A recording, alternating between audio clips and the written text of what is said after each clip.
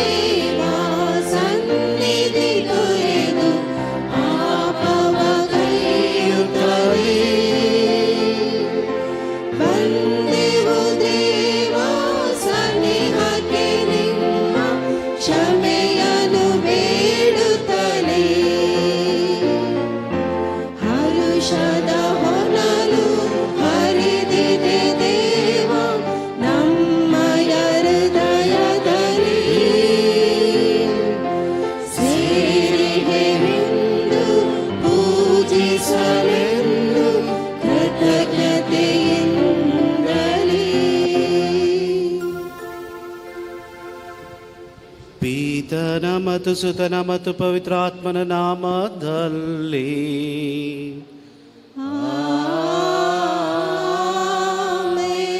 ನಮ್ಮ ಪ್ರಭು ಯೇಸು ಕ್ರಿಸ್ತರ ಕೃಪಾವರವು, ದೇವರ ಪ್ರೀತಿಯು, ಪವಿತ್ರಾತ್ಮರ ಅನ್ಯೋನ್ಯತೆಯು ನಿಮ್ಮೆಲ್ಲರೊಡನೆ ಇರಲಿ. ನಿಮ್ಮ ಆತ್ಮದೊಡನೆಯೂ ಇರಲಿ. ಪ್ರಭು ಕ್ರಿಸ್ತರಲ್ಲಿ ನನ್ನ ಆತ್ಮೀಯ ಸಹೋದರ ಸಹೋದರಿಯರೇ, ಈ ಬಾಲಯೇಸುವಿನ ನವೇನದ ಕೊನೆಯ ದಿನದಲ್ಲಿದ್ದೇವೆ. ಈಗಾಗಲೇ ಕಳೆದ 8 ದಿನಗಳಿಂದ ಹಲವಾರು ವಿಷಯಗಳ ಬಗ್ಗೆ ನಾವು ಧ್ಯಾನಿಸಿದ್ದೇವೆ, ಚಿಂತಿಸಿದ್ದೇವೆ. ದೇವರೊಂದಿಗೆ ಹೇಗೆ ವೈಯಕ್ತಿಕ ಸಂಬಂಧ ಬೆಳೆಸುವುದರ ಬಗ್ಗೆ ಚಿಂತಿಸಿದ್ದೇವೆ. ದೇವರ ಕರೆಗೆ ನಾವು ಯಾವ ರೀತಿಯಾಗಿ ಪ್ರತಿಕ್ರಿಯೆ ನೀಡುತ್ತೇವೆ, ಅದನ್ನು ಸ್ವೀಕರಿಸ್ತೇವಾ ಅಥವಾ ತಿರಸ್ಕರಿಸ್ತೇವಾ ಎಂಬುದನ್ನು ನಾವು ಚಿಂತಿಸಿದ್ದೇವೆ. ಸದ್ಗುಣಗಳ ಮೂಲಕ ಕ್ರಿಸ್ತರನ್ನು ಹೇಗೆ ಅನುಕರಿಸುವ ಬಗ್ಗೆ ಚಿಂತಿಸಿದ್ದೇವೆ. ಅಂಧಕಾರ ರಾತ್ರಿಯಲ್ಲಿ ದೇವರು ನಮಗೆ ಹೇಗೆ ಶುದ್ಧೀಕರಣ ಮತ್ತು ಬಲವರ್ಧನೆಯನ್ನು ನೀಡುತ್ತಾರೆ ಎಂಬುದರ ಬಗ್ಗೆ ಸಹ ನಾವು ಚಿಂತಿಸಿದ್ದೇವೆ. ಪಾಪದ ಬೇರುಗಳನ್ನು ನಮ್ಮಿಂದ ಸಂಪೂರ್ಣವಾಗಿ ಹೇಗೆ ತೆಗೆದುಹಾಕುವುದು ಎನ್ನುವುದರ ಬಗ್ಗೆ ಚಿಂತಿಸಿದ್ದೇವೆ. ಒಣತನ, ನಿರಾಶೆ ಮತ್ತು ಅದರ ಮಧ್ಯೆ ಸಿಗುವಂಥ ಕೃಪೆ, ಭರವಸೆಯ ಬಗ್ಗೆ ಚಿಂತಿಸಿದ್ದೇವೆ. ನಿನ್ನೆಯ ದಿನ ನಾವು ದೈವಿಕ ಪರಿವರ್ತನೆ ಮತ್ತು ಐಕ್ಯತೆಯ ಬಗ್ಗೆ ಚಿಂತಿಸಿದ್ದೇವೆ. ಇಂದು ಪ್ರಭು ಕ್ರಿಸ್ತರಲ್ಲಿ ನನ್ನ ಆತ್ಮೀಯ ಸಹೋದರ ಸಹೋದರಿಯರೇ, ಇಂದು ಆ ಪರಿವರ್ತಿತ ಬದುಕಿನಿಂದ ಹೊರಬರುವ ಅಥವಾ ಹೊರಹೊಮ್ಮುವ ನಮ್ಮ ನೂತನ ಜೀವನ ಶೈಲಿ, ಅಂದರೆ ನಮ್ಮ ಮಿಷನ್, ನಮ್ಮ ಧರ್ಮ ಪ್ರಸಾರದ ಬಗ್ಗೆ ನಾವು ಚಿಂತಿಸ್ತೇವೆ. ನಾನು ಮತ್ತು ನನ್ನ ದೇವರೊಟ್ಟಿಗೆ ಯಾವ ರೀತಿ ಸಂಬಂಧ ಇದೆ, ಆ ಸಂಬಂಧ ನಾನು ಬೇರೆಯವರಲ್ಲಿ ಯಾವ ರೀತಿ ಅದನ್ನು ತೋರಿಸ್ಕೊಡ್ತೀನಿ, ಯಾವ ರೀತಿ ನಾನು ಜೀವಿಸ್ತಿದ್ದೀನಿ ಎನ್ನುವಂತಹ ವಿಷಯದ ಬಗ್ಗೆ ನಾವು ಚಿಂತಿಸ್ತೇವೆ. ಇಂದು ಹಲವಾರು ಬಾರಿ ನಾವು ದೇವಸ್ಥಾನಕ್ಕೆ ಬರ್ತೇವೆ, ದೇವರೊಂದಿಗೆ ಮಾತಾಡ್ತೇವೆ, ದೇವರೊಂದಿಗೆ ಬಹಳ ಭಕ್ತಿಯಿಂದ ಇರ್ತೇವೆ. ಆದರೆ ಹೊರಗೆ ಹೋದಾಗ ನನ್ನ ಜೀವನ ಆ ಯೇಸು ಕ್ರಿಸ್ತರ ಆ ಮೌಲ್ಯಗಳನ್ನು ನಾವು ಹೊರಗೆ ಅದನ್ನು ಪಸರಿಸುವುದಿಲ್ಲ. ಬದಲಾಗಿ ಬೇರೆ ರೀತಿಯ ಜೀವನ ಹೊರಗೆ, ದೇವಸ್ಥಾನಕ್ಕೆ ಒಳಗೆ ಬಂದಾಗ ಬೇರೆ ರೀತಿಯ ಜೀವನ. ಇಂತಹ ಎಲ್ಲ ಸಮಯಗಳಿಗಾಗಿ ನಾವು ದೇವರಲ್ಲಿ ಕ್ಷಮೆಯನ್ನು ಯಾಚಿಸೋಣ. ಈಗ ಈ ಬಲಿಪೂಜೆಯನ್ನು ಯೋಗ್ಯವಾದ ರೀತಿಯಲ್ಲಿ ನೆರವೇರಿಸಲು ದೇವರಲ್ಲಿ ನಮ್ಮ ಪಾಪಗಳಿಗೋಸ್ಕರ ಕ್ಷಮೆಯನ್ನು ಯಾಚಿಸೋಣ. ಸರ್ವಶಕ್ತ ದೇವರಿಗೂ ಸಹೋದರ ಸಹೋದರಿಯರೇ ನಿಮಗೂ ಯೋಚನೆಯಿಂದಲೂ ನುಡಿಯಿಂದಲೂ ನಡತೆಯಿಂದಲೂ ಕರ್ತವ್ಯ ಲೋಪದಿಂದಲೂ ನಾನು ಅನೇಕ ಪಾಪಗಳನ್ನು ಮಾಡಿದ್ದೇನೆಂದು ನಿವೇದಿಸುತ್ತೇನೆ. ನನ್ನ ಪಾಪವೇ, ನನ್ನ ಪಾಪವೇ, ನನ್ನ ಮಹಾಪಾಪವೇ. ಆದುದರಿಂದ ಸದಾ ಕನ್ನಿಕೆಯಾದ ಸಂತ ಮರಿಯಮ್ಮನವರನ್ನು, ಸಕಲ ದೇವದೂತರನ್ನು, ಸಂತರನ್ನು, ಸಹೋದರ ಸಹೋದರಿಯರೇ ನಿಮ್ಮನ್ನು, ನನಗಾಗಿ ನಮ್ಮ ಪ್ರಭು ದೇವರನ್ನು ಪ್ರಾರ್ಥಿಸಬೇಕೆಂದು ಬೇಡಿಕೊಳ್ಳುತ್ತೇನೆ. ಸರ್ವಶಕ್ತ ದೇವರು ನಮಗೆ ದಯ ತೋರಿಸಿ ನಮ್ಮ ಪಾಪಗಳನ್ನು ಕ್ಷಮಿಸಿ ನಮ್ಮನ್ನು ನಿತ್ಯ ಜೀವಕ್ಕೆ ಕರೆದೊಯ್ಯಲಿ. ಆಮೆನ್.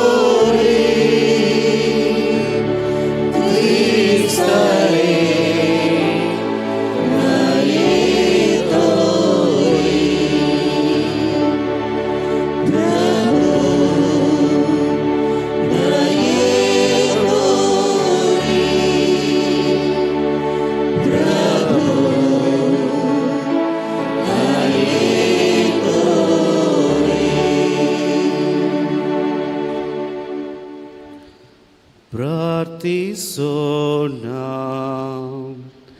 ದೇವರೇ, ನಿಮ್ಮ ಪ್ರಜೆಯ ದೀನ ಕೋರಿಕೆಗಳನ್ನು ಸ್ವರ್ಗೀಯ ಕಾಳಜಿಯಿಂದ ಗಮನಿಸಿರಿ.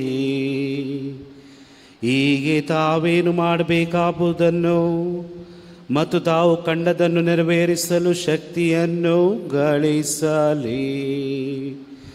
ನಿಮ್ಮೊಂದಿಗೆ ಪವಿತ್ರಾತ್ಮರ ಐಕ್ಯದಲ್ಲಿ ದೇವರಾಗಿ ಯುಗಯುಗಾಂತರಕ್ಕೂ ಜೀವಿಸಿ ಆಳುವ ನಮ್ಮ ಪ್ರಭುವು ನಿಮ್ಮ ಪುತ್ರರು ಆಗಿರುವ ಯೇಸು ಕ್ರಿಸ್ತರ ಮುಖಾಂತರ ನಿಮ್ಮನ್ನು ಪ್ರಾರ್ಥಿಸುತ್ತೇವೆ.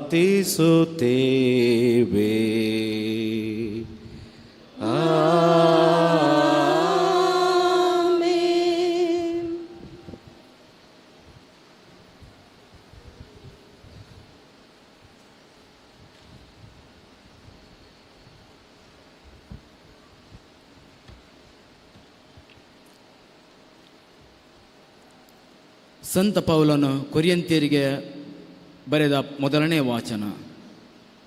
ಶುಭ ಸಂದೇಶವನ್ನು ನಾನು ಸಾರಿಸಿದ್ದೇನೆಂದು ಕೊಚ್ಚಿಕೊಳ್ಳುವುದಕ್ಕೂ ನನಗೆ ಆಸ್ಪದವಿಲ್ಲ. ಏಕೆಂದರೆ ಸಾರಲೇಬೇಕೆಂಬ ಕರ್ತವ್ಯಕ್ಕೆ ನಾನು ಬದ್ಧನಾಗಿದ್ದೇನೆ.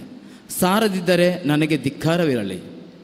ನಾನು ಸ್ವಂತ ಇಷ್ಟದಿಂದ ಈ ಕಾರ್ಯವನ್ನು ಕೈಗೊಂಡಿದ್ದರೆ ತಕ್ಕ ಸಂಭವನೆ ಇರುತ್ತಿತ್ತು. ಆದರೆ ಈ ಕರ್ತವ್ಯವನ್ನು ನನಗೆ ವಹಿಸಲಾಗಿದೆ. ಆದ್ದರಿಂದ ಕರ್ತವ್ಯಬದ್ಧನಾಗಿ ಮಾಡುತ್ತಿದ್ದೇನೆ. ಹಾಗಾದರೆ ನನಗೆ ಸಿಗುವ ಸಂಭಾವನೆಯಾದರೂ ಏನು? ಶುಭ ಸಂದೇಶವನ್ನು ಸಾರುವಾಗ ಜೀವನೋಪಾಯಕ್ಕಾಗಿ ನನಗಿರುವ ಹಕ್ಕನ್ನು ಬಳಸಿಕೊಳ್ಳದೆ ಉಚಿತವಾಗಿ ಸಾರುವ ಸೌಭಾಗ್ಯವೇ ನನ್ನ ಸಂಭಾವನೆ. ನಾನು ಸ್ವತಂತ್ರನು, ಯಾರಿಗೂ ದಾಸನಲ್ಲ. ಆದರೂ ಆದಷ್ಟು ಜನರನ್ನು ಗಳಿಸಿಕೊಳ್ಳಲೆಂದು ಎಲ್ಲರಿಗೂ ದಾಸನಾದೆ. ಯಹೂದ್ಯರನ್ನು ಗಳಿಸಿಕೊಳ್ಳಲು ಯಹೂದ್ಯರಿಗೆ ಯಹೂದ್ಯನಂತಾದೆ. ಧರ್ಮಶಾಸ್ತ್ರಕ್ಕೆ ಅಧೀನರಾದವರನ್ನು ಗಳಿಸಿಕೊಳ್ಳಲು ನಾನು ಆ ಶಾಸ್ತ್ರಕ್ಕೆ ಅಧೀನನಲ್ಲದಿದ್ದರೂ ಅವರಿಗೋಸ್ಕರ ಅಧೀನಂತಾದೆ. ಧರ್ಮಶಾಸ್ತ್ರಕ್ಕೆ ಬಾಹಿರನಾದವನನ್ನು ಗಳಿಸಿಕೊಳ್ಳಲು ನಾನು ಧರ್ಮಶಾಸ್ತ್ರಕ್ಕೆ ಬಾಹಿರನಂತೆ ಆದೆ. ಯೇಸು ಕ್ರಿಸ್ತರ ನಿಯಮಕ್ಕೆ ನಾನು ವಿಧೇಯನಾದುದರಿಂದ ದೇವರ ನಿಯಮಕ್ಕೆ ನಾನು ಬಾಹಿರನೇನೂ ಅಲ್ಲ.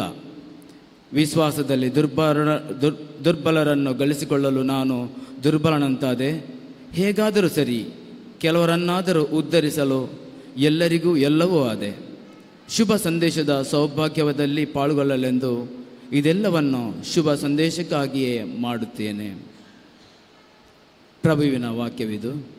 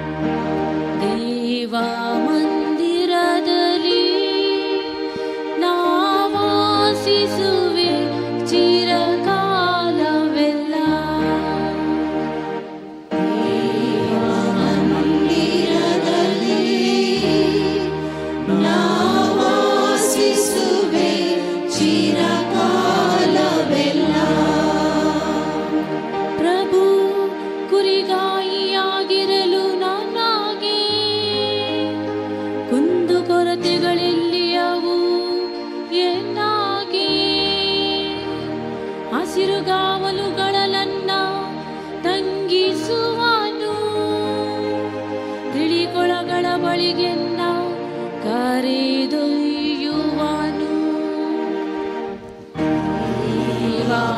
ಮಂದಿರದಲ್ಲಿ ನಾವಾಸಿಸುವೆ ಚಿರಕಾಲವೆಲ್ಲ. ಸಚ್ಚುಗೊಳಿಸುವೆ ನೀ ಶತ್ರುಗಳ ಕಣ್ಮುಂದೆ, ನನಗೌತನವನು ಹಚ್ಚುವೆ ತಲೆಗೆ ತೈಲವನು, ತುಂಬಿ ತುಳುಕಿಸುವೆ ಪಾನ ಪಾತ್ರೆಯನು. ಶುಭ ಶಾಂತಿಯಿಂದ ನಾ ಬಾಳುವೆ ಜೀವಮಾನವೆಲ್ಲ. ದೇವ ಮಂದಿರದಲ್ಲಿ ನಾ ವಾಸಿಸುವೆ ಚಿರಕಾಲವೆಲ್ಲ. ದೇವ ಮಂದಿರದಲ್ಲಿ ನಾ ವಾಸಿಸುವೆ ಚಿರಕಾಲವೆಲ್ಲ. ದೇವ ಮಂದಿರದಲ್ಲಿ ನಾ ವಾಸಿಸುವೆ ಚಿರಕಾಲವೆಲ್ಲ. ದೇವ ಮಂದಿರದಲ್ಲಿ ನಾ ವಾಸಿಸುವೆ ಚಿರಕಾಲವೆಲ್ಲ.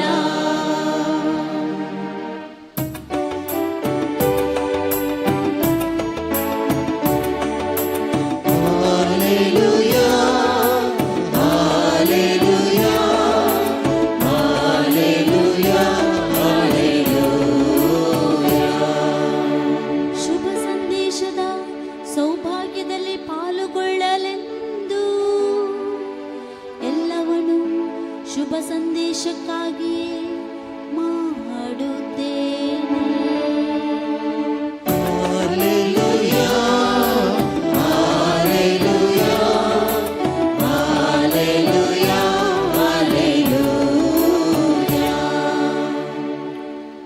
ಪ್ರಭು ನಿಮ್ಮೊಡನೆ ಇರಲಿ. ನಿಮ್ಮ ಆತ್ಮದೊಡನೆಯೂ ಇರಲಿ. ಮಾರ್ಕನು ಬರೆದ ಪವಿತ್ರ ಶುಭ ಸಂದೇಶದಿಂದ ವಾಚನ. ಪ್ರಭು ನಿಮಗೆ ಮಹಿಮೆ ಸಲ್ಲಲಿ. ದೆವ್ವಗಣದಿಂದ ಪೀಡಿತನಾಗಿದ್ದವನು ಈಗ ಬಟ್ಟೆಯನ್ನು ತೊಟ್ಟುಕೊಂಡು ಸ್ವಸ್ಥ ಬುದ್ಧಿಯುಳ್ಳವನಾಗಿ ಕುಳಿತಿರುವುದನ್ನು ಕಂಡು ಅವರೆಲ್ಲರೂ ಗಾಬರಿಗೊಂಡರು. ನಡೆದುದನ್ನು ಕಣ್ಣಾರೆ ನೋಡಿದವರು ದೆವ್ವ ಹಿಡಿದಿದ್ದವನು ಸ್ವಸ್ಥನಾದ ವಿಧವನ್ನು ಮತ್ತು ಅಂದಿಗಳಿಗಾದ ಗತಿಯನ್ನು ಅವರಿಗೆ ವಿವರಿಸಿದನು. ಇದನ್ನು ಕೇಳಿದ ಜನರು ಯೇಸುವಿಗೆ ತಮ್ಮ ಪ್ರಾಂತ್ಯವನ್ನು ಬಿಟ್ಟು ಹೋಗಬೇಕೆಂದು ಮನವಿ ಮಾಡಿಕೊಂಡರು. ಆರ್ಯತರಿಟ ಯೇಸು ದೋಣಿಯನ್ನು ಹತ್ತುತ್ತಿದ್ದಾಗ ದೆವ್ವ ಹಿಡಿದವನು, ನನ್ನನ್ನೂ ನಿಮ್ಮ ಜೊತೆಯಲ್ಲೇ ಕರೆದುಕೊಂಡು ಹೋಗಿ ಎಂದು ಬಿನ್ನವಿಸಿಕೊಂಡನು. ಯೇಸು ಅದಕ್ಕೊಪ್ಪದೆ, ನೀನು ನಿನ್ನ ಮನೆಗೂ ನಿನ್ನ ಸಜ್ಜನರ ಬಳಿಗೂ ಹೋಗು. ಸರ್ವೇಶ್ವರ ನಿನಗೆ ಎಂಥ ಉಪಕಾರ ಮಾಡಿದ್ದಾರೆ, ಎಷ್ಟು ಕರುಣೆ ತೋರಿಸಿದ್ದಾರೆ ಎಂದು ಅವರಿಗೆ ವಿವರಿಸು ಎಂದರು. ಅಂತೆಯೇ ಅವನು ಹೊರಟು ಹೋಗಿ ಯೇಸು ತನಗೆ ಮಾಡಿದ ಮಹತ್ ಉಪಕಾರಗಳನ್ನು ದೆಕಾಪೋಲಿ ಎಂಬ ನಾಡಿನಲ್ಲಿ ಆತ ಪ್ರಕಟಿಸಿದನು. ಕೇಳಿದವರೆಲ್ಲರೂ ಆಶ್ಚರ್ಯಚಕಿತರಾದರು. ಪ್ರಭುವಿನ ಶುಭ ಸಂದೇಶ. ಕ್ರಿಸ್ತರೇ ನಿಮಗೆ ಸ್ತುತಿ ಸಲ್ಲಲಿ.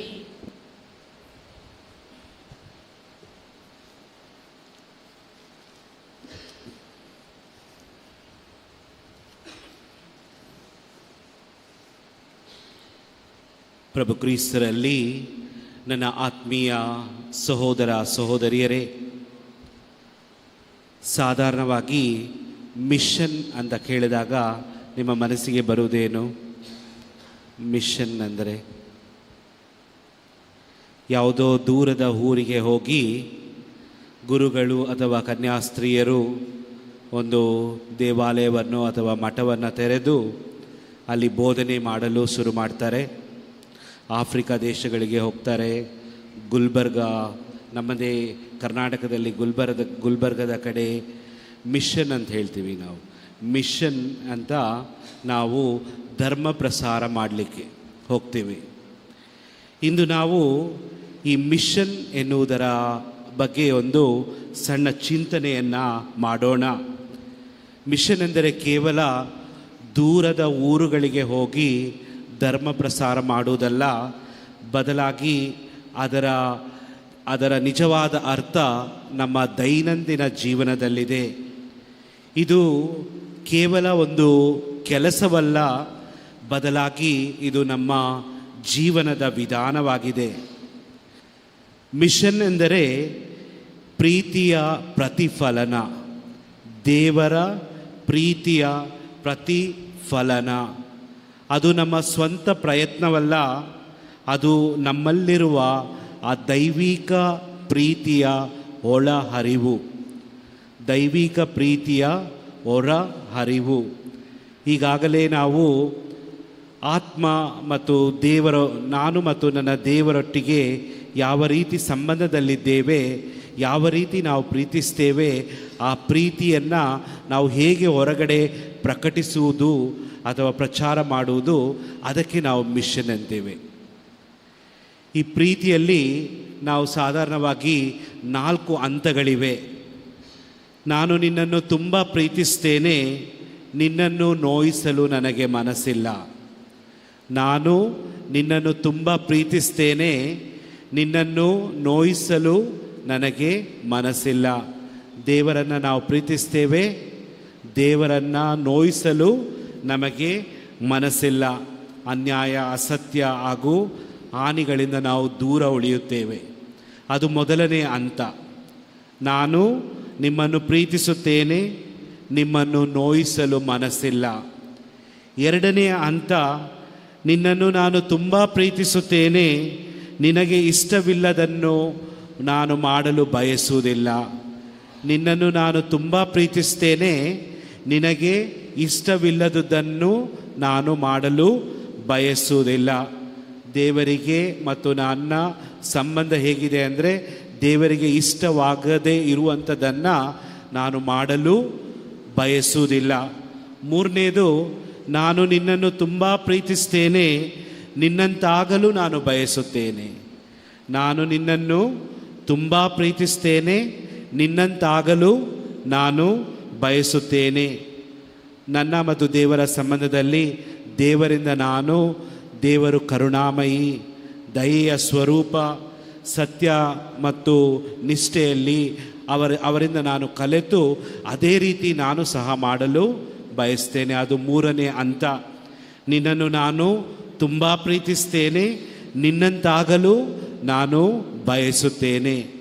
ನಾಲ್ಕನೇ ಹಂತ, ಕಡೆಯ ಹಂತ, ನಿನ್ನನ್ನು ತುಂಬ ಪ್ರೀತಿಸುತ್ತೇನೆ, ನಾನು ನೀನಾಗಲು ಬಯಸುತ್ತೇನೆ. ನಾನು ನೀನಾಗಲು ಬಯಸುತ್ತೇನೆ. ಇದೆಂದರೆ ಐಕ್ಯತೆ, ದೇವರೊಟ್ಟಿಗೆ ಒಂದು ಏಕತ್ವ. ನಮ್ಮ ವ್ಯಕ್ತಿತ್ವ ಅಲ್ಲಿ ನಾಶವಾಗುವುದಿಲ್ಲ, ಬದಲಾಗಿ ನಮ್ಮ ಸಂಪೂರ್ಣ ಸಮರ್ಪಣೆ ದೇವರಿಗೋಸ್ಕರ ಸಂಪೂರ್ಣವಾಗಿ ಸಮರ್ಪಿಸುವುದು. ನಾವು ಯಾರಿಗಾದ್ರೂ ಇಷ್ಟಪಟ್ಟಿದ್ದಲ್ಲೂ ಸಹ ಇದೇ ರೀತಿ ಮಾಡ್ತೇವೆ. ಇಷ್ಟಪಟ್ಟವರಿಗೆ ನಾವು ಸಾಧಾರಣ ಏನು ಮಾಡ್ತೇವೆ? ನೋಯಿಸುವುದಿಲ್ಲ. ಅವರಿಗೆ ಏನು ಇಷ್ಟ ಆಗುತ್ತೆ ಅದನ್ನು ಮಾಡ್ತೇವೆ, ಇಷ್ಟ ಆಗದಿರ ಇರುವುದನ್ನು ನಾವು ಮಾಡೋದಿಲ್ಲ. ಅವರಂತೆಯೇ ನಾವು ಇರಲು ಬಯಸ್ತೇವೆ, ಅವರಾಗಿಯೇ ಇರಲು ನಾವು ಬಯಸ್ತೇವೆ. ಪ್ರಭು ಕ್ರಿಸ್ತರಲ್ಲಿ ನನ್ನ ಪ್ರೀತಿಯ ಸಹೋದರ ಸಹೋದರಿಯರೇ, ಮಿಷನ್ ಎಂದರೆ ನಾನು ಮತ್ತು ನನ್ನ ದೇವರೊಟ್ಟಿಗೆ ಇರುವಂಥ ಸಂಬಂಧ, ಮತ್ತು ಆ ಸಂಬಂಧ ಪ್ರೀತಿಯಾಗಿ ಮಾರ್ಪಾಟಾಗಿ ಅದನ್ನು ನಾನು ನನ್ನ ಜೀವನದ ಮುಖಾಂತರ ಬೇರೆಯವರಿಗೆ ತೋರಿಸುವಂಥದ್ದು ಮಿಷನ್. ದೇವರ ಪ್ರೀತಿಯನ್ನು ಅನುಭವಿಸಿದ ಮನುಷ್ಯನು ಅದನ್ನು ಇತರರೊಂದಿಗೆ ಹಂಚಿಕೊಳ್ಳದೆ ಇರಲಾಗದು. ದೇವರ ಪ್ರೀತಿಯನ್ನು ನಾನು ಅತಿಯಾಗಿ ಹಂಚಿಕೊಂಡರೆ, ಅತಿಯಾಗಿ ನಾನು ಅನುಭವಿಸಿದರೆ ಅದನ್ನು ನಾನು ಹಂಚಿಕೊಳ್ಳದೆ ನನ್ನಿಂದ ಇರಲು ಆಗುವುದಿಲ್ಲ.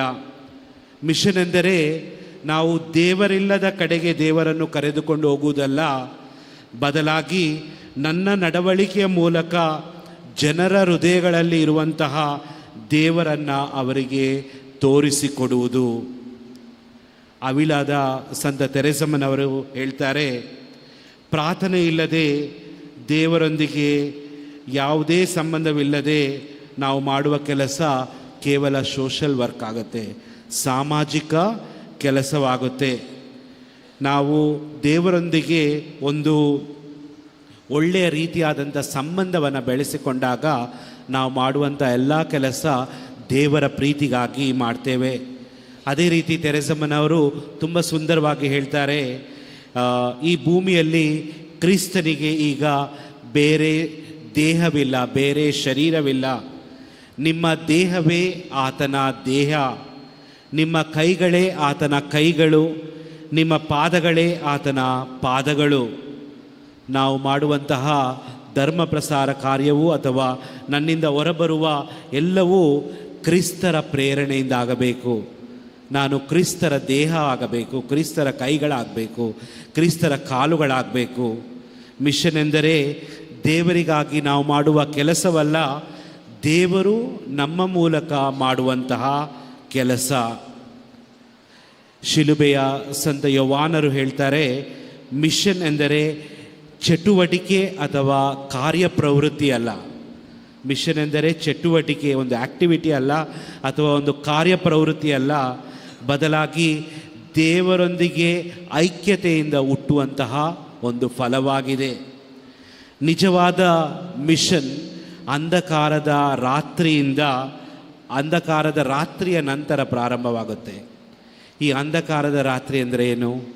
ಈಗಾಗಲೇ ಇಂದಿನ ದಿನಗಳಲ್ಲಿ ನೀವು ಕೇಳಿರ್ಬೋದು, 2 ರೀತಿಯಾದಂಥ ಅಂಧಕಾರದ ರಾತ್ರಿ ಇದೆ. ಇಂದ್ರಿಯಗಳ ಅಂಧಕಾರದ ರಾತ್ರಿ, ಅದರಲ್ಲಿ ನನಗೆ ಭಾವನಾತ್ಮಕವಾಗಿ ಯಾವುದೇ ರೀತಿಯಾದಂತಹ ತೃಪ್ತಿ ಇರುವುದಿಲ್ಲ, ಒಣತನ, ಆಸಕ್ತಿ ಇಲ್ಲ, ಮತ್ತು ಒಂದು ರೀತಿಯಾದಂಥ ಆಲಕ್ಷ್ಯ. ಇನ್ನೊಂದು ರೀತಿಯಾದಂಥ ಅಂಧಕಾರದ ರಾತ್ರಿ ಆತ್ಮದ ಅಂಧಕಾರದ ರಾತ್ರಿ. ದೇವರು ನಿಜವಾಗಿ ನನ್ನ ಜೀವನದಲ್ಲಿದ್ದಾರಾ? ದೇವರೇ ಇಲ್ಲ. ಭರವಸೆ, ಪ್ರೀತಿ, ಎಲ್ಲವೂ ಮಂಕಾಗಿರುತ್ತೆ.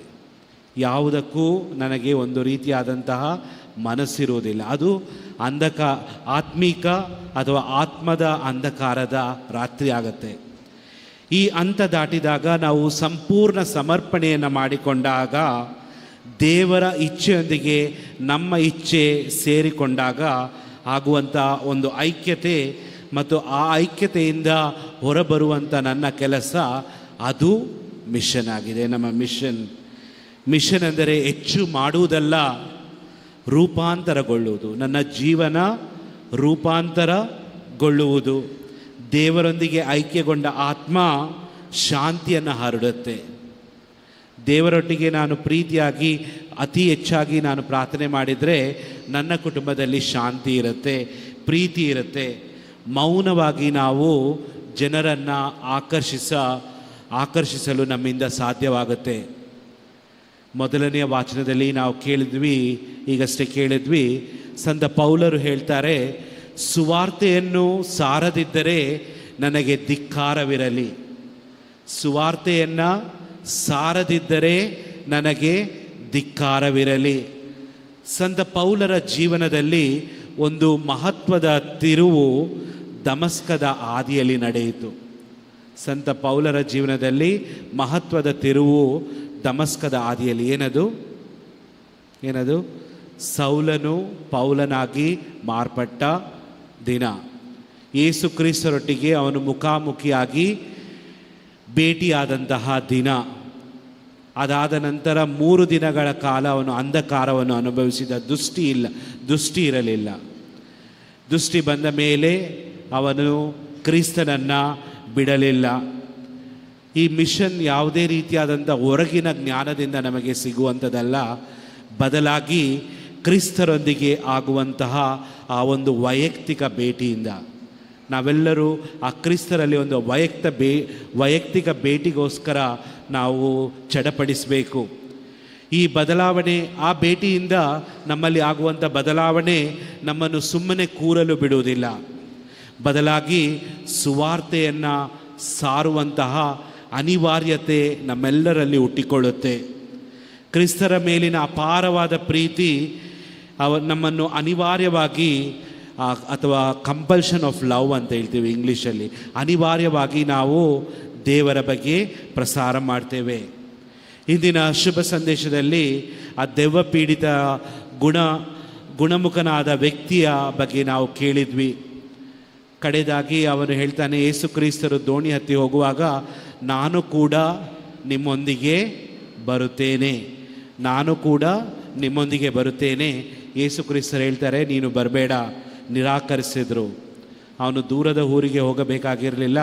ಅವನಿಗೆ ಯೇಸು ಕ್ರಿಸ್ತರು ಹೇಳ್ತಾರೆ, ನೀನು ನಿನ್ನ ಮನೆಗೆ ಹೋಗು, ನಿನ್ನ ಸ್ವಂತ ಜನರ ಬಳಿಗೆ ಹೋಗು, ನಿನಗೆ ದೇವರು ನೀಡಿದಂತಹ ಆ ಕರುಣೆಯನ್ನು ಅವರಿಗೆ ನೀನು ಹೋಗಿ ತೋರಿಸು. ಅವನು ಮನೆಗೆ ಹೋದ. ಅವನು ದೊಡ್ಡ ದೊಡ್ಡ ತತ್ವಶಾಸ್ತ್ರವನ್ನು ಬೋಧನೆ ಮಾಡಲಿಲ್ಲ, ಬದಲಾಗಿ ಅವನು ಸುಮ್ಮನೆ ದೇವರು ಅವನಿಗೆ ಮಾಡಿದಂತಹ ಆ ಕಥೆಯನ್ನು ಜನರಿಗೆ ಹೇಳಿದ. ಆ ಕಥೆಯನ್ನು ಹೇಳಿ ಆ ಜನರೆಲ್ಲರೂ ಅವನಿಂದ ದಿಗ್ಭ್ರಮೆಗೊಳ್ಳುತ್ತಾರೆ. ಯೇಸು ಕ್ರಿಸ್ತರನ್ನು ಅವನು ಆ ರೀತಿಯಾಗಿ ಪಸರಿಸ್ತಾನೆ ಅಥವಾ ಪ್ರಚಾರವನ್ನು ಮಾಡ್ತಾನೆ. ಕ್ರಿಸ್ತರಲ್ಲಿ ನನ್ನ ಪ್ರೀತಿಯ ಸಹೋದರ ಸಹೋದರಿಯರೇ, ಈಗ ಈ ಮಿಷನ್ ಅಥವಾ ಈ ಮಿಷನ್ ಚಟುವಟಿಕೆ ಕೇವಲ ಚರ್ಚ್ಗಳಿಗೆ ಅಥವಾ ಧರ್ಮ ಕೇಂದ್ರಗಳಿಗೆ ಸೀಮಿತವಾದಂಥದ್ದಲ್ಲ. ನಮ್ಮೆಲ್ಲರ ಮಿಷನ್ ಮೊದಲು ನಮ್ಮ ಮನೆಯಲ್ಲಿ ಶುರುವಾಗ್ತದೆ. ನಮ್ಮ ಮಿಷನ್ ನಮ್ಮ ಮನೆಯಲ್ಲಿ ಶುರುವಾಗುತ್ತೆ. ನಾನು ದೇವರೊಂದಿಗೆ ಒಳ್ಳೆಯ ಸಂಬಂಧ, ಒಳ್ಳೆಯ ಪ್ರಾರ್ಥನೆಯನ್ನು ಬೆಳೆಸಿದಾಗ ಕುಟುಂಬವೇ ನಮ್ಮ ಮೊದಲ ಮಿಷನ್ ಕೇಂದ್ರ. ನಮ್ಮ ಕುಟುಂಬದ ಸದಸ್ಯರನ್ನು ನಾವು ಪ್ರೀತಿಸುವುದು ಮತ್ತು ಗೌರವಿಸುವುದು ನಮ್ಮ ಮೊದಲ ಧರ್ಮ ಪ್ರಸಾರ ಕಾರ್ಯ. ಪರಸ್ಪರ ಶ್ರಮಿಸುವುದು ಮತ್ತು ಸಮಯವನ್ನು ಮೀಸಲಿಡುವುದು. ಇಂದು ಅನೇಕ ಕುಟುಂಬಗಳಲ್ಲಿ ಶಾಂತಿ ಇಲ್ಲ, ಯಾಕೆಂದರೆ ದೇವರಿಲ್ಲ. ದೇವರೊಟ್ಟಿಗೆ ಒಂದು ಐಕ್ಯತೆ ಇದ್ದರೆ ಆ ಐಕ್ಯತೆಯಿಂದ ಆ ದೇವರಲ್ಲಿರುವಂಥ ಪ್ರೀತಿ ನಮ್ಮಲ್ಲಿಯೂ ಸಹ ಹುಟ್ಟಿಕೊಳ್ಳುತ್ತೆ. ಆಗ ಕುಟುಂಬದಲ್ಲಿ ಆ ಪ್ರೀತಿಯನ್ನು ನಾವು ಇತರರಿಗೆ ಹಂಚಿಕೊಡ್ಬೋದು. ನಮ್ಮ ಕೆಲಸದ ಮತ್ತು ಓದುವ ಸ್ಥಳಗಳಲ್ಲಿಯೂ ಸಹ ನಮ್ಮ ಮಿಷನ್ನನ್ನು ನಾವು ಮಾಡಬೇಕು. ಪ್ರಾಮಾಣಿಕತೆಯಿಂದ ನಾವು ಜೀವಿಸಬೇಕು. ಅನ್ಯಾಯದ ವಿರುದ್ಧ ಎದ್ದು ನಿಲ್ಲಬೇಕು. ಅದು ನಮ್ಮೆಲ್ಲರ ಕ್ರೈಸ್ತರ ಒಂದು ಧರ್ಮ ಪ್ರಸಾರ ಕಾರ್ಯವಾಗಿದೆ. ನಮ್ಮ ಸಮಾಜದಲ್ಲಿ ಕಷ್ಟದಲ್ಲಿರುವವರ ಜೊತೆಗೆ ಮೌನವಾಗಿ ನಿಲ್ಲುವುದು, ಅವರ ನೋವಿನಲ್ಲಿ ನಾವು ಭಾಗಿಯಾಗುವುದು, ಅದು ಒಂದು ಧರ್ಮ ಪ್ರಸಾರದ ಕಾರ್ಯ ಅಥವಾ ಮಿಷನ್ ಆಗಿದೆ. ದೊಡ್ಡ ದೊಡ್ಡ ಸಾಧನೆಗಳನ್ನು ನಾವು ಮಾಡಬೇಕಾಗಿಲ್ಲ. ಸಣ್ಣ ಸಣ್ಣದು ದಾರಿ ಹೋಕರಿಗೆ ನೀವು ನೀಡುವಂಥ ಒಂದು ಚಿಕ್ಕ ಕಿರುನಗೆ, ಒಂದು ಸ್ಮೈಲ್, ಅವನ ಅಥವಾ ದಣಿದ ಸಹೋದ್ಯೋಗಿಗೆ ಒಂದು ನೀಡುವಂಥ ಧೈರ್ಯದ ಮಾತು, ಪರನಿಂದನೆ ಮಾಡುವಾಗ ನಾವು ಮೌನವಾಗಿರುವುದು, ಇನ್ನಷ್ಟು ಸೇರಿಸಿಕೊಂಡು ಹೇಳುವುದರ ಬದಲು ಮೌನವಾಗಿ ನಾವು ಇದ್ದು, ಇದೆಲ್ಲ ಮಿಷನ್ ಭಾಗಗಳೇ. ಸಾಸಿವೆ ಕಾಳಿನಂತಹ ಇಂಥ ಚಿಕ್ಕ ಚಿಕ್ಕ ಕಾರ್ಯಗಳು ಮುಂದೆ ದೊಡ್ಡ ಪ್ರೀತಿಯ ಸಾಮ್ರಾಜ್ಯವಾಗಿ ಬೆಳೆಯಲು ಸಾಧ್ಯವಾಗುತ್ತದೆ. ಪ್ರತಿನಿತ್ಯ ಇನ್ನು ಮುಂದೆ ನಾವು ಪ್ರಾರ್ಥಿಸುವಾಗ ಒಂದು ಸಂಕಲ್ಪ ಮಾಡೋಣ. ದೇವರೊಂದಿಗೆ ದೇವರಲ್ಲಿ ನನ್ನ ವೈಯಕ್ತಿಕ ಸಂಬಂಧವನ್ನು ನಾನು ಬೆಳೆಸುವಾಗ, ನಾನು ಎಲ್ಲೇ ಹೋದರೂ ನಾನು ಆ ವಾತಾವರಣವನ್ನು ನನ್ನ ಪ್ರೀತಿ ಮತ್ತು ತಾಳ್ಮೆಯ ಮೂಲಕ ಸ್ವಲ್ಪ ಮಟ್ಟಿಗಾದರೂ ಉತ್ತಮಗೊಳಿಸುತ್ತೇನೆ ಎಂಬುವಂಥ ಒಂದು ಚಿಕ್ಕ ಒಂದು ಸಂಕಲ್ಪವನ್ನು ಮಾಡೋಣ.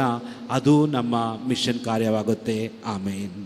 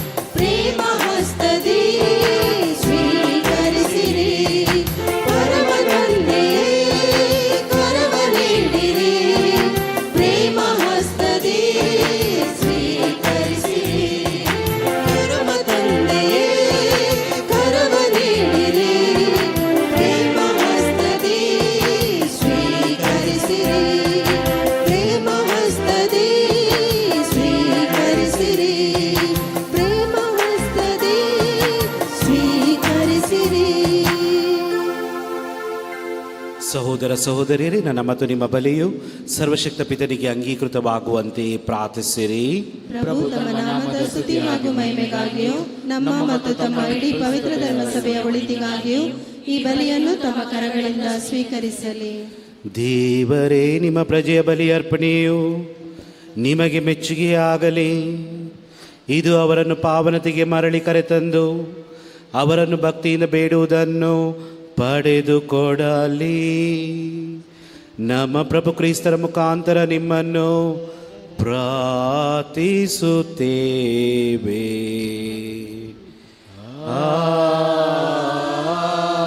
ಆಮೆನ್. ಪ್ರಭು ನಿಮ್ಮೊಡನೆ ಇರಲಿ. ನಿಮ್ಮ ಆತ್ಮದೊಡನೆಯೂ ಇರಲಿ.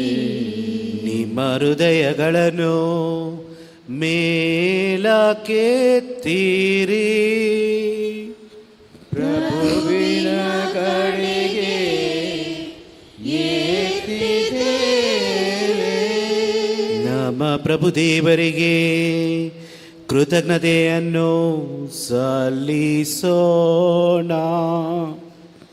ಅದು ಯೋಗ್ಯ ಮತ್ತು ನ್ಯಾಯವಾಗಿದೆ.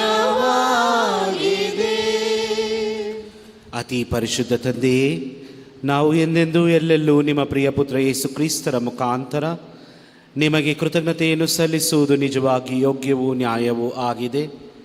ನಮ್ಮ ಕರ್ತವ್ಯವೂ ರಕ್ಷಣೆಯೂ ಆಗಿದೆ.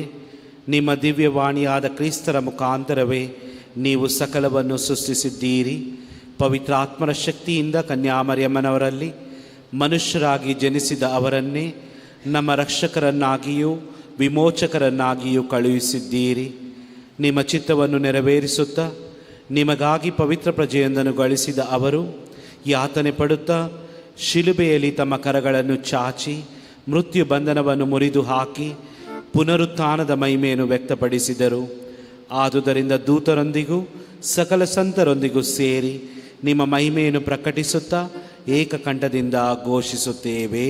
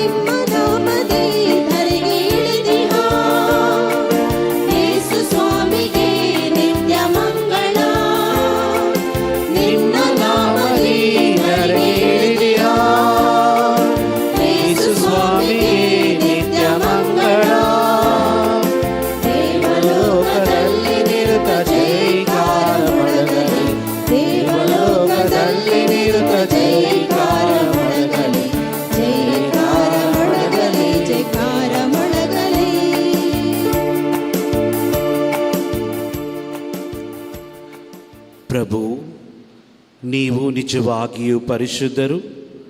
ಸರ್ವ ಪರಿಶುದ್ಧತೆಯ ಬುಗ್ಗೆಯೂ ನೀವೇ. ಈ ಕೊಡುಗೆಗಳ ಮೇಲೆ ನಿಮ್ಮ ಪವಿತ್ರಾತ್ಮರನ್ನು ಇಬ್ಬನಿಯಂತೆ ಸುರಿಸಿ ಪಾವನಗೊಳಿಸಿರೆಂದು ಪ್ರಾರ್ಥಿಸುತ್ತೇವೆ. ನಮಗಿವು ನಮ್ಮ ಪ್ರಭು ಯೇಸು ಕ್ರಿಸ್ತರ ಶರೀರ ಮತ್ತು ರಕ್ತವಾಗುವಂತೆ ಮಾಡಿರಿ. ಅವರನ್ನು ಪರಾಧೀನ ಮಾಡಲಾದ ಸಮಯದಲ್ಲಿ ಸ್ವಇಚ್ಛೆಯಿಂದ ತಮ್ಮ ಯಾತನೆಗೆ ಒಳಗಾದಾಗ ಅವರು ರೊಟ್ಟಿಯನ್ನು ತೆಗೆದುಕೊಂಡು ಕೃತಜ್ಞತೆಯನ್ನು ಸಲ್ಲಿಸಿ ಅದನ್ನು ಮುರಿದು ತಮ್ಮ ಶಿಷ್ಯರಿಗೆ ಕೊಡುತ್ತಾ ಹೀಗೆಂದರು, ತೆಗೆದುಕೊಳ್ಳಿ, ಇದನ್ನು ನೀವೆಲ್ಲರೂ ಭುಜಿಸಿರಿ. ಇದು ನಿಮಗಾಗಿ ಒಪ್ಪಿಸಲಾಗುವ ನನ್ನ ಶರೀರ.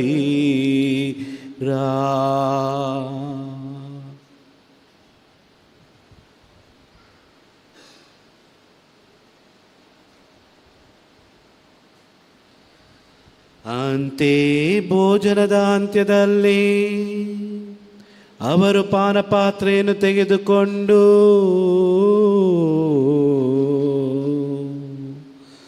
ಮತ್ತೊಮ್ಮೆ ನಿಮಗೆ ಕೃತಜ್ಞತೆಯನ್ನು ಸಲ್ಲಿಸಿ ತಮ್ಮ ಶಿಷ್ಯರಿಗೆ ಕೊಡುತ್ತಾ ಹೀಗೆಂದರು, ತೆಗೆದುಕೊಳ್ಳಿ ಮತ್ತು ಇದರಿಂದ ನೀವೆಲ್ಲರೂ ಪಾನ ಮಾಡಿರಿ. ಏಕೆಂದರೆ ಇದು ಹೊಸ ಮತ್ತು ಅನಂತ ಒಡಂಬಡಿಕೆಯ ನನ್ನ ರಕ್ತದ ಪಾತ್ರೆ. ಈ ರಕ್ತವು ನಿಮ್ಮ ಮತ್ತು ಅನೇಕರ ಪಾಪಗಳ ಪರಿಹಾರಕ್ಕಾಗಿ ಸುರಿಸಲಾಗುವುದು. ಇದನ್ನು ನನ್ನ ಸ್ಮರಣೆಗಾಗಿ ಮಾಡಿರಿ.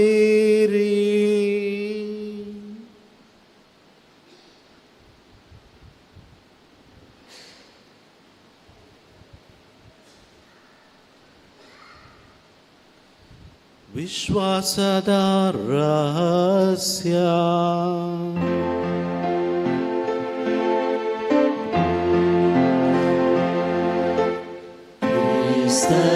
ಮೃತರಾದರು, ಕ್ರಿಸ್ತರು ಎದ್ದಿದರು,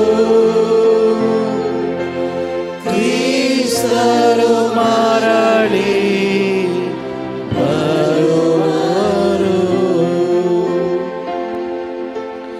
ಆದುದರಿಂದ ಪ್ರಭು, ನಿಮ್ಮ ಸಮ್ಮುಖದಲ್ಲಿ ನಿಂತು ಸೇವೆ ಸಲ್ಲಿಸಲು ಕ್ರಿಸ್ತರ ಮರಣ ಮತ್ತು ಪುನರುತ್ಥಾನದ ಸ್ಮರಣೆಯನ್ನು ಆಚರಿಸುತ್ತಾ ಜೀವವೀವ ರೊಟ್ಟಿಯನ್ನು ರಕ್ಷಣೆಯನ್ನೀವ ಪಾತ್ರೆಯನ್ನು ನಿಮಗೆ ಅರ್ಪಿಸುತ್ತೇವೆ.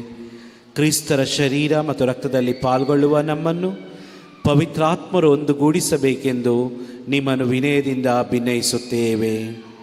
ಪ್ರಭು, ನಿಮ್ಮ ವಿಶ್ವವ್ಯಾಪಿ ಧರ್ಮಸಭೆಯನ್ನು ಸ್ಮರಿಸಿಕೊಳ್ಳಿರಿ. ನಮ್ಮ ವಿಶ್ವಗುರು ಲಿಯೋ ಅವರೊಂದಿಗೂ, ನಮ್ಮ ಧರ್ಮಾಧ್ಯಕ್ಷ ಪೀಟರ್ ಪಾಲ್ ಅವರೊಂದಿಗೂ, ಸಕಲ ಯಾಜಕರೊಂದಿಗೂ ಅದನ್ನು ಪ್ರೀತಿಯ ಪರಿಪೂರ್ಣತೆಡೆಗೆ ಮುನ್ನಡೆಸಿರಿ. ಪ್ರಭು, ಪುನರುತ್ಥಾನದ ನಿರೀಕ್ಷೆಯಲ್ಲಿ ವಿಶ್ರಮಿಸುತ್ತಿರುವ ನಮ್ಮ ಸಹೋದರ ಸಹೋದರಿಯರನ್ನು, ನಿಮ್ಮ ದಯೆಯಲ್ಲಿ ಮೃತರಾದ ಎಲ್ಲರನ್ನೂ ಸ್ಮರಿಸಿಕೊಳ್ಳಿರಿ. ಅವರನ್ನು ನಿಮ್ಮ ಸಮ್ಮುಖದ ಪ್ರಭೆಗೆ ಬರಮಾಡಿಕೊಳ್ಳಿರಿ. ನಮ್ಮ ಮೇಲೂ ದಯ ತೋರಿರಿ. ದೇವಮಾತೆ ಪೂಜ್ಯ ಕನ್ಯಾಮರಿಯಮ್ಮನವರೊಂದಿಗೂ, ಆಕೆಯ ಪತಿ ಸಂತ ಜೋಸೆಫರೊಂದಿಗೂ, ಪುನೀತ ಪ್ರೇಷಿತರೊಂದಿಗೂ, ಎಲ್ಲ ಕಾಲಗಳಲ್ಲಿ ನಿಮ್ಮ ಮೆಚ್ಚುಗೆಗೆ ಪಾತ್ರರಾದ ಸಕಲ ಸಂತರೊಂದಿಗೂ ನಾವು ನಿತ್ಯ ಜೀವದಲ್ಲಿ ಸಹಭಾಗಿಗಳಾಗಿ ನಿಮ್ಮನ್ನು ಸ್ತುತಿಸಿ ಮಹಿಮೆಪಡಿಸುವಂತೆ ನಿಮ್ಮ ಪುತ್ರ ಯೇಸು ಕ್ರಿಸ್ತರ ಮುಖಾಂತರ ಪ್ರಾರ್ಥಿಸುತ್ತೇವೆ. ಇವರ ಮುಖಾಂತರವೂ ಇವರೊಂದಿಗೂ ಇವರಲ್ಲಿಯೂ ಸರ್ವಶಕ್ತ ತಂದೆಯಾದ ದೇವರೇ,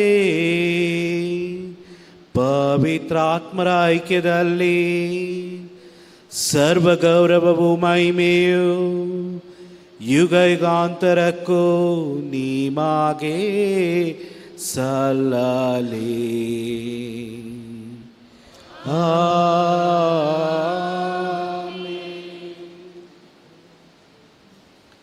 ರಕ್ಷಕರ ಆಜ್ಞೆಯ ಪ್ರಕಾರ ಹಾಗೂ ದೈವ ಬೋಧನೆಯಿಂದ ಶಿಕ್ಷಿತರಾಗಿ ಧೈರ್ಯದಿಂದ ನಾವು ಹೇಳುವುದೇನೆಂದರೆ, ಸ್ವರ್ಗದಲ್ಲಿರುವ ನಮ್ಮ ತಂದೆ, ನಿಮ್ಮ ನಾಮ ಪೂಜಿತವಾಗಲಿ, ನಿಮ್ಮ ರಾಜ್ಯ ಬರಲಿ, ನಿಮ್ಮ ಚಿತ್ತ ಸ್ವರ್ಗದಲ್ಲಿ ನೆರವೇರುವ ಪ್ರಕಾರ ಈ ಭೂಮಿಯಲ್ಲಿಯೂ ನೆರವೇರಲಿ. ನಮ್ಮ ಅನುದಿನದ ಆಹಾರವನ್ನು ಇಂದು ನಮಗೆ ನೀಡಿರಿ. ನಮಗೆ ತಪ್ಪು ಮಾಡಿದವರನ್ನು ನಾವು ಕ್ಷಮಿಸುವ ಪ್ರಕಾರ ನಮ್ಮ ಪಾಪಗಳನ್ನು ಕ್ಷಮಿಸಿರಿ. ನಮ್ಮನ್ನು ಶೋಧನೆಗೆ ಒಳಪಡಿಸದೆ ಕೇಡಿನಿಂದ ನಮ್ಮನ್ನು ರಕ್ಷಿಸಿರಿ.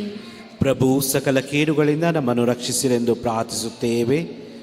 ನಿಮ್ಮ ದಯೆಯ ನೆರವನ್ನು ಪಡೆದು ಪಾಪದಿಂದ ಸದಾ ವಿಮುಕ್ತರಾಗಿ ಎಲ್ಲ ಸಂಕಷ್ಟಗಳಿಂದ ಸುರಕ್ಷಿತರಾಗಿರುವಂತೆ ನಮ್ಮ ಜೀವಮಾನದಲ್ಲಿ ಶಾಂತಿಯನ್ನು ದಯೆಯಿಂದ ಕರುಣಿಸಿರಿ. ನಾವು ಸ್ವರ್ಗಾನಂದವನ್ನು, ನಮ್ಮ ರಕ್ಷಕ ಯೇಸು ಕ್ರಿಸ್ತರ ಆಗಮನವನ್ನು ನಿರೀಕ್ಷಿಸುತ್ತಿದ್ದೇವೆ. ಏಕೆಂದರೆ ರಾಜ್ಯಭಾರವು, ಅಧಿಕಾರವು, ಮಹಿಮೆಯು ಇದು ಯುಗಾಂತರಕ್ಕೂ ನಿಮ್ಮದೇ.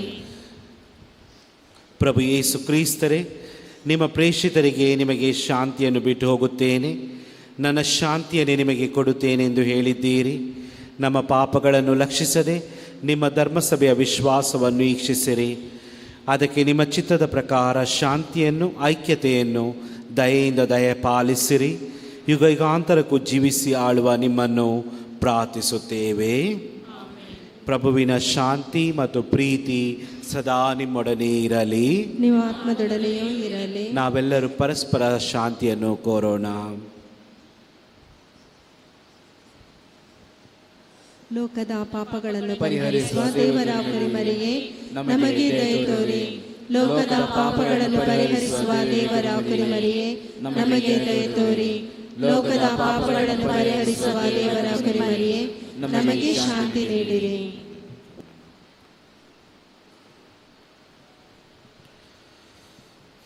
ಇಗೋ ದೇವರ ಕುರಿಮರಿ, ಇಗೋ ಇವರೇ ಲೋಕದ ಪಾಪಗಳನ್ನು ಪರಿಹರಿಸುವವರು. ಕುರಿಮರಿಯ ಭೋಜನಕ್ಕೆ ಆಹ್ವಾನಿತರು ಭಾಗ್ಯವಂತರು. ಪ್ರಭು, ತಾವು ನನ್ನ ಮನೆಯನ್ನು ಪ್ರವೇಶಿಸಲು ನಾನು ಪಾತ್ರಳಲ್ಲ, ಆದರೆ ತಾವು ಒಂದೇ ಒಂದು ಮಾತನ್ನು ನುಡಿಯಿರಿ, ನನ್ನ ಆತ್ಮವು ಸ್ವಸ್ಥವಾಗುವುದು. ಪ್ರಭು ಕ್ರಿಸ್ತರ ಶರೀರ ಮತ್ತು ರಕ್ತ ನಮಗೆ ಅಮರ ಜೀವವನ್ನಿಯಲಿ.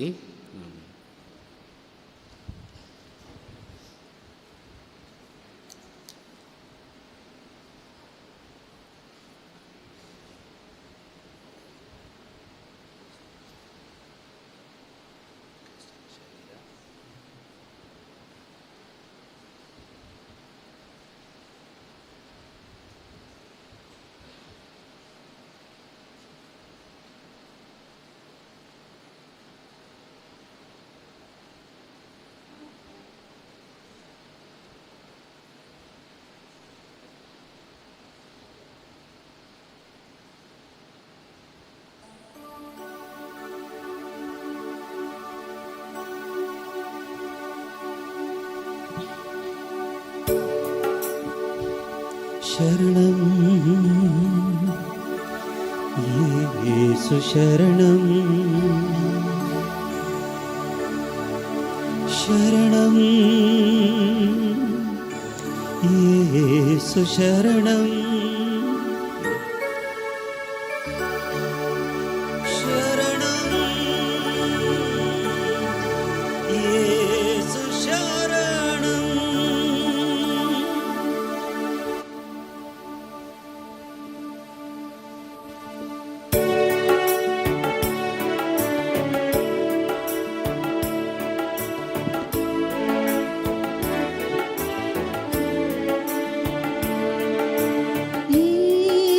യേസുദേവനേ ശരണം, യേസുക്രിസ്തനേ ശരണം, യേസുദേവനേ ശരണം, യേസുക്രിസ്തനേ ശരണം. ജീവനീനേ, മാർഗ്ഗനീനേ, ದಾರಿ ತೋರುವ ಗುರುವು ನೀನೇ. ജീവനീനെ മാർഗനീനെ ದಾರಿ ತೋರಿದ ಗುರುವು ನೀನೆ. ಶರಣಂ ಶರಣಂ ಶರಣಂ ಶರಣಂ ಶರಣಂ ಶರಣಂ ಶರಣಂ. ಆದಿ ನೀನೇ, ಅಂತ್ಯ ನೀನೇ, ನನ್ನ ಬಾಳಿನ ದೊರೆಯು ನೀನೇ. ಆದಿ ನೀನೆ ಅಂತ್ಯ ನೀನೆ ನನ್ನ ಬಾಳಿನ ದೊರೆಯು ನೀನೆ. ಶರಣಂ ಶರಣಂ ಶರಣಂ ಶರಣಂ ಶರಣಂ ಶರಣಂ ಶರಣಂ. യേസുദേവനേ ശരണം, യേസുക്രിസ്തനേ ശരണം, യേസുദേവനേ ശരണം, യേസുക്രിസ്തനേ ശരണം.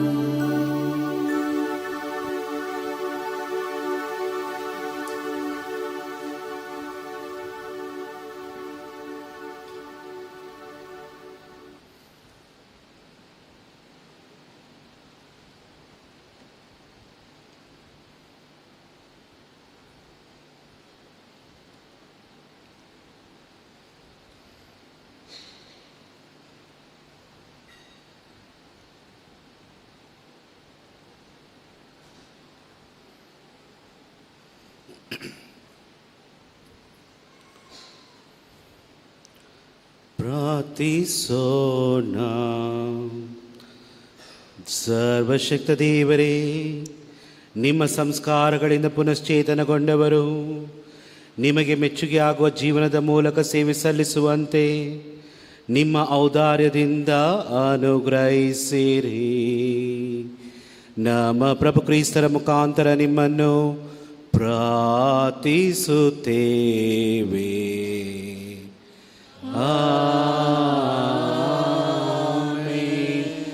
ಪ್ರಭು ನಿಮ್ಮೊಡನೆ ಇರಲಿ, ನಿಮ್ಮ ಆತ್ಮದೊಡನೆಯೂ ಇರಲಿ.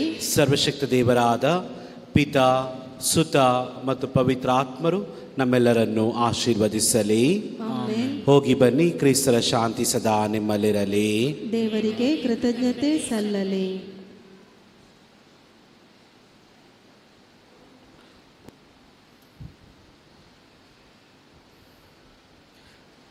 ಪವಿತ್ರ ಶಿಲುಬೆಯ ಗುರುತಿನ ಮೂಲಕ ನಮ್ಮ ವೈರಿಗಳಿಂದ ನಮ್ಮ ರಕ್ಷಿಸಿರಿ. ನಮ್ಮ ಸರ್ವೇಶ್ವರ ಪಿತನ ಮತ್ತು ಸುತನ ಮತ್ತು ಪವಿತ್ರ ಆತ್ಮನ ನಾಮದಲ್ಲಿ ಆಮೆನ್. ಮಕ್ಕಳೊಂದಿಗೆ ಸದಾ ಜೀವಿಸುವುದೇ ನನ್ನ ಸಂತೋಷ ಎನ್ನುತ್ತಾರೆ ಯೇಸು. ಚಿಕ್ಕ ಮಕ್ಕಳನ್ನು ನನ್ನ ಬಳಿಗೆ ಬರಲು ಬಿಡಿ, ಅವರನ್ನು ತಡೆಯದಿರಿ. ದೇವರ ಸಾಮ್ರಾಜ್ಯ ಎಂತವರದೇ. ದೇವರ ಸಾಮ್ರಾಜ್ಯವನ್ನು ಶಿಶುಭಾವದಿಂದ ಅನುಕರಿಸದಿರುವವನು ಅದನ್ನು ಎಂದಿಗೂ ಸೇರಲಾರನು. ಪವಿತ್ರ ಬೈಬಲಲ್ಲಿನ ಯೇಸು ಪ್ರಭುವಿನ ವಾಕ್ಯಗಳು ಇವು. ಬಾಲ ಯೇಸು ಮಕ್ಕಳಿಂದ ಹಿಡಿದು ಸರ್ವರಲ್ಲಿಯೂ ಕೂಡಿ ಪ್ರತಿಯೊಬ್ಬನ ಆಗುವ ಅಪೇಕ್ಷೆಗಳಲ್ಲಿ, ಕಷ್ಟ ಸಂಕಷ್ಟ ರೋಗ ರುಜಿನಗಳಲ್ಲಿ ತನ್ನ ಕೃಪಾಳು ಕೊಡುಗೆಗಳನ್ನು ನೀಡಿರುವರು. ಪರಿಶುದ್ಧ ಸೃಷ್ಟಿಯಾದ ಮುಗ್ಧ ಬಾಲಕನ ರೂಪದಲ್ಲಿ ಜನಿಸಿ ಜಗತ್ತಿಗೆ ಬಂದ ಯೇಸು ಮಾನವನಿಗೆ ಹೇಳುತ್ತಾರೆ, ನನ್ನನ್ನು ಎಷ್ಟು ಗೌರವಿಸುತ್ತೀಯೋ ಅದಕ್ಕೂ ಮಿಗಿಲಾಗಿ ನನ್ನನ್ನು ಆಶೀರ್ವದಿಸುವೆನು. ಪ್ರಾರ್ಥಿಸೋಣ. ಓ ಪವಿತ್ರ ಬಾಲ ಯೇಸುವೆ, ತಾವು ತಮ್ಮ ಕೈಯನ್ನು ಆಶೀರ್ವದಿಸುತ್ತಿರುವಲ್ಲಿ ತಮ್ಮ ಆಶೀರ್ವಾದದ ಬಲವು ನಮ್ಮ ಶರೀರವನ್ನು ಆತ್ಮೀಯ ಶಕ್ತಿಯಿಂದ ಪುಷ್ಟೀಕರಿಸಲಿ. ಅಪಾರ ವಿಶ್ವಾಸವಿಟ್ಟು ತಮ್ಮಲ್ಲಿ ಬಂದಿರುವ ನಮ್ಮ ಪ್ರಾರ್ಥನೆಯನ್ನು ಆಲಿಸಿ ತಮ್ಮ ಕರುಣಾಮಯ ಕೃಪಾ ವರಗಳನ್ನು ದಯಪಾಲಿಸಿರಿ. ಆಮೆನ್. ನಮ್ಮ ವೈಯಕ್ತಿಕ ಪ್ರಾರ್ಥನೆ ಭಿನ್ನಾಭಿಪ್ರಾಯಗಳನ್ನು ಬಾಲ ಯೇಸುವಿನ ಪಾದದಡಿಗೆ ಸಮರ್ಪಿಸೋಣ. ಇಂದು ನಾವು ವ್ಯಾಧಿಷ್ಠರಿಗೋಸ್ಕರ ಹಾಗೂ ಅನೇಕ ರೋಗ ರುಜಿನಗಳಿಂದ ನರಳುತ್ತಿರುವ ಪ್ರತಿಯೊಬ್ಬರಿಗೋಸ್ಕರ ಪ್ರಾರ್ಥಿಸೋಣ. ಪ್ರತ್ಯೇಕವಾಗಿ ವಿಕಲಚೇತನ ಹೊಂದಿರುವ ಮಕ್ಕಳಿಗಾಗಿ ಪ್ರಾರ್ಥಿಸೋಣ.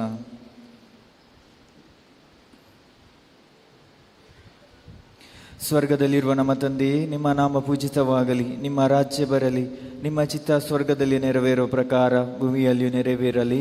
ನಮ್ಮ ಅನುದಿನದ ಆಹಾರವನ್ನು ಇಂದು ನಮಗೆ ನೀಡಿರಿ. ನಮಗೆ ತಪ್ಪು ಮಾಡಿದವರನ್ನು ನಾವು ಕ್ಷಮಿಸುವ ಪ್ರಕಾರ ನಮ್ಮ ಪಾಪಗಳನ್ನು ಕ್ಷಮಿಸಿರಿ. ನಮ್ಮನ್ನು ಶೋಧನೆಗೊಳಪಡಿಸದೆ ಕೇಡಿನಿಂದ ನಮ್ಮನ್ನು ರಕ್ಷಿಸಿರಿ. ನಮೋ ಮರಿಯ ಪ್ರಸಾದ ಪೂರ್ಣೆ, ಪ್ರಭು ನಿಮ್ಮೊಡನೆ ಇದ್ದಾರೆ. ಸ್ತ್ರೀಯರಲ್ಲಿ ನೀವು ಧನ್ಯರು ಮತ್ತು ನಿಮ್ಮ ಉದರದ ಫಲವಾದ ಯೇಸು ಧನ್ಯರು. ಸಂತ ಮರಿಯಾದೆ ಮಾತೆ, ಪಾಪಿಗಳಾಗಿರುವ ನಮಗಾಗಿ ಈಗಲೂ ನಮ್ಮ ಮರಣದ ಸಮಯದಲ್ಲಿಯೂ ಪ್ರಾರ್ಥಿಸಿರಿ. ಆಮೆನ್. ದೇವರ ವಾಕ್ಯ ಮನುಷ್ಯರಾದ ರಹಸ್ಯವನ್ನು ಧ್ಯಾನಿಸುತ್ತಾ ಪ್ರಾರ್ಥಿಸೋಣ. ದೇವಪುತ್ರರು ಮನುಷ್ಯರಾದರು, ಅವರು ನಮ್ಮೊಡನೆ ಜೀವಿಸಿದರು. ದೇವಪುತ್ರರು ಮನುಷ್ಯರಾದರು, ಅವರು ನಮ್ಮೊಡನೆ ಜೀವಿಸಿದರು. ದೇವಪುತ್ರರು ಮನುಷ್ಯರಾದರು, ಅವರು ನಮ್ಮೊಡನೆ ಜೀವಿಸಿದರು. ಪಿತನಿಗೂ ಸುತನಿಗೂ ಪವಿತ್ರಾತ್ಮರಿಗೂ ಮಹಿಮೆಯಾಗಲಿ. ಪಿತನಿಗೂ ಮತ್ತು ಸುತನಿಗೂ ಮತ್ತು ಪವಿತ್ರಾತ್ಮರಿಗೂ ಮಹಿಮೆಯಾಗಲಿ. ಪಿತನಿಗೂ ಮತ್ತು ಸುತನಿಗೂ ಮತ್ತು ಪವಿತ್ರಾತ್ಮರಿಗೂ ಮಹಿಮೆಯಾಗಲಿ. ಅದ್ಭುತ ಶಾಲೆಯಾದ ಬಾಲ ಯೇಸುವೇ, ನಮ್ಮ ಪ್ರಾರ್ಥನೆಯನ್ನು ಆಲಿಸಿ ನಮ್ಮನ್ನು ಆಶೀರ್ವದಿಸಿರಿ. ಅದ್ಭುತ ಶಾಲೆಯಾದ ಬಾಲ ಯೇಸುವೇ, ನಮ್ಮ ಪ್ರಾರ್ಥನೆಯನ್ನು ಆಲಿಸಿ ನಮ್ಮನ್ನು ಆಶೀರ್ವದಿಸಿರಿ. ಅದ್ಭುತ ಶಾಲೆಯಾದ ಬಾಲ ಯೇಸುವೇ, ನಮ್ಮ ಪ್ರಾರ್ಥನೆಯನ್ನು ಆಲಿಸಿ ನಮ್ಮನ್ನು ಆಶೀರ್ವದಿಸಿರಿ. ಪ್ರಾರ್ಥಿಸೋಣ. ಓ ಅದ್ಭುತ ಶಾಲೆಯಾದ ಬಾಲ ಯೇಸುವೇ, ನಾವು ನಿಮ್ಮ ಪ್ರತಿಮೆಯ ಮುಂದೆ ಸಾಷ್ಟಾಂಗವಾಗಿ ಅಡ್ಡಬಿದ್ದು ನಿಮ್ಮ ಸಹಾಯವನ್ನು ಯಾಚಿಸುತ್ತೇವೆ. ನೊಂದಿರುವ ನಮ್ಮ ಅರಣ್ಯಗಳಲ್ಲಿ ನಿಮ್ಮ ಕಟಾಕ್ಷವನ್ನು ಇರಿಸಿರಿ. ಪ್ರೀತಿಮಯ ಹಾಗೂ ಕರುಣಾಮೃತ ಹೃದಯವುಳ್ಳ ನೀವು ನಮ್ಮ ದೀನ ಪ್ರಾರ್ಥನೆಗಳಿಂದ ಮನ ಕರಗಿ ನಾವು ಭಕ್ತಿಯಿಂದ ಕೋರುವ ವರಗಳನ್ನು ದಯಪಾಲಿಸಿರಿ. ನಮಗೆ ಉಂಟಾಗಿರುವ ಧೈರ್ಯವನ್ನು ತೊಲಗಿಸಿರಿ. ನಮಗೆ ಬಂದಿರುವ ಕಷ್ಟದ ಅರ್ಪಣೆಗಳನ್ನು ಆಲಿಸಿ ಉಪಕಾರವನ್ನು ಉಪಶಮನವನ್ನು ನೀಡಿರಿ. ತಮ್ಮ ಸಹಾಯವನ್ನು ಪಡೆದ ಧನ್ಯರಾದ ನಾವು ಪಿತನೊಂದಿಗೂ ಪವಿತ್ರಾತ್ಮರೊಂದಿಗೂ ಸದಾ ಕಾಲಕ್ಕೂ ನಿಮ್ಮನ್ನು ಸ್ತುತಿಸುವೆವು. ಆಮೆನ್. ಬಾಲ ಯೇಸು ನಮ್ಮ ಜೀವನದಲ್ಲಿ ತೋರಿಸಿರುವ ಹಾಗೂ ಮಾಡಿರುವ ಪ್ರತ್ಯೇಕ ಕೋರಿಕೆಗಳನ್ನು ಈಡೇರಿಸಿದ್ದಕ್ಕಾಗಿ ನಾವು ಕೃತಜ್ಞತೆಯನ್ನು ಸಲ್ಲಿಸೋಣ. ದಯಾಭರಿತ ಬಾಲ ಯೇಸುವೆ, ನಿಮ್ಮ ಮುಂದೆ ಮೊಣಕಾಲೂರಿ ನನ್ನ ಮೇಲೆ ನೀವು ಸುರಿಸಿದ ಕೃಪಾವರಗಳಿಗಾಗಿ ಮನಪೂರ್ವಕ ವಂದನೆಗಳನ್ನು ಸಲ್ಲಿಸುತ್ತೇನೆ. ನಿಮ್ಮ ಕರುಣೆಯನ್ನು ಯಾವಾಗಲೂ ಸ್ಮರಿಸಿಕೊಂಡು ನೀವೇ ನನ್ನ ದೇವರು, ನೀವೇ ನನ್ನ ಸಹಾಯಕರು, ನೀವೇ ನನ್ನ ಆಶ್ರಯದಾತರು ಎಂದು ನಿವೇದಿಸುತ್ತೇನೆ. ನಿಮ್ಮ ದಯೆಯ ಆಳತ್ವವನ್ನು ಎಲ್ಲೆಲ್ಲೂ ಸಾರುತ್ತೇನೆ. ನಿಮ್ಮ ಅಪಾರ ಪ್ರೀತಿ ಪರಾಮರ್ಶೆ ಸರ್ವರಿಗೂ ಲಭಿಸಲಿ. ನಿಮ್ಮ ಬಾಲ್ಯದ ಭಕ್ತಿ ಮಾನವಕೋಟಿಯ ಮನಗಳಲ್ಲಿ, ಸರ್ವಧರ್ಮೀಯರಲ್ಲಿ, ಪ್ರತಿ ಮಾನವನ ಹೃದಯದಲ್ಲಿ ಆಳವಾಗಿ ಬೇರೂರಲಿ. ನಿಮ್ಮ ಸಹಾಯವನ್ನು ಪಡೆದವರೆಲ್ಲರೂ ನಿಮ್ಮ ಪವಿತ್ರ ಪಾಲಕ್ಕೆ ಪ್ರಣಾಮಗಳನ್ನು ಸಲ್ಲಿಸಿ ನಿಮ್ಮ ಸಹಕಾರವನ್ನು ಸ್ತುತಿಸಿ ಮಹಿಮೆಪಡಿಸಲಿ. ಆಮೆನ್. ಸರ್ವಶಕ್ತರಾದ ಸ್ವಾಮಿ ಯೇಸು ಕ್ರಿಸ್ತರು ಸದಾ ನಿಮ್ಮೊಂದಿಗಿದ್ದು ನಿಮ್ಮನ್ನು ರಕ್ಷಿಸಲಿ. ನಿಮ್ಮ ಹೃದಯದಲ್ಲಿ ವಾಸಿಸಿ ನಿಮ್ಮನ್ನು ಆದರಿಸಲಿ. ನಿಮ್ಮ ಮುಂದಿದ್ದು ನಿಮಗೆ ದಾರಿ ತೋರಿಸಲಿ. ನಿಮ್ಮ ಹಿಂದಿದ್ದು ನಿಮ್ಮನ್ನು ಕಾಪಾಡಲಿ. ನಿಮ್ಮ ಮೇಲಿದ್ದು ನಿಮ್ಮನ್ನು ಆಶೀರ್ವದಿಸಲಿ. ಏಕೆಂದರೆ ಯುಗಾಂತರಕ್ಕೂ ಪಿತಾ ಮತ್ತು ಪವಿತ್ರ ಆತ್ಮರೊಡನೆ ಜೀವಿಸಿ ಆಳುವ ಕರ್ತರು ಅವರೇ.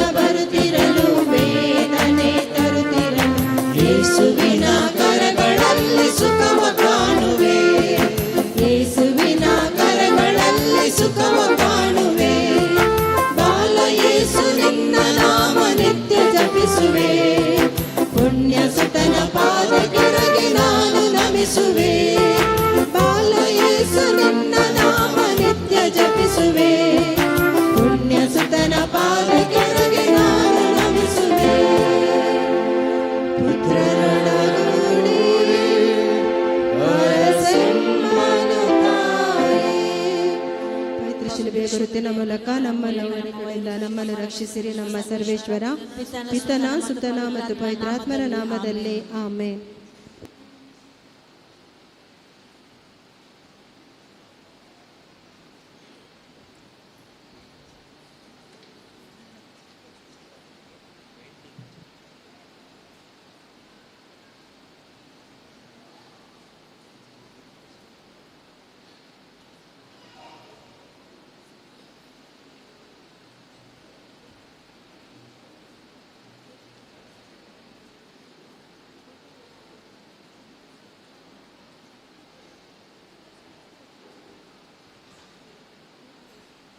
दोन 2026 वर्सा 2 जुबल्योबामी संभ्रमता कार्मेलीत मिस्तेक कुर्सासो सांजवांव सांत म्हूण पासारून 300 वर्सां सोंपतात.